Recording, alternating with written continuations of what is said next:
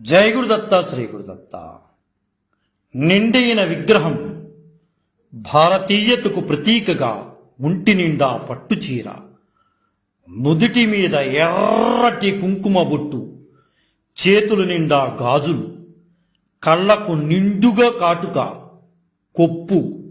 కొప్పు నిండా మల్లెపూలు, చేతిలో తంబూరా పట్టుకుని కచేరీ ప్రారంభించగానే శ్రోతలు ఆమె గానలహర్లో మునిగిపోయేవారు, తన్మయత్వం చెందేవారు.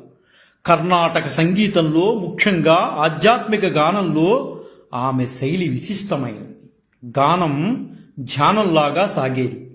10కి పైగా భాషల్లో ఎన్నో కృతులను, కీర్తనలను, శాస్త్రీయ లలిత గీతాలను, భజనలు, జానపద గేయాలు, మరాఠీలోని అభంగాలు, దేశభక్తి గేయాలు కూడా ఆమె పాడారు. ఏ భాషలో పాడినా అదే తన మాతృభాషగా అన్నట్లుగా స్పష్టమైన భాషా నుడికారంతో భావయుక్తంగా ఆలపించడం ఆమె ప్రత్యేకత. శృతి, లయ, ఆలాపనతో పాటు భావాన్ని, భక్తిని సమపాళ్లలో వ్యక్తీకరించడంతో పాటు పామరులను సైతం శాస్త్రీయ సంగీతంతో మెప్పించడం ఆమెకు మాత్రమే సాధ్యం. ముఖ్యంగా సంక్లిష్ట సమాసాలతో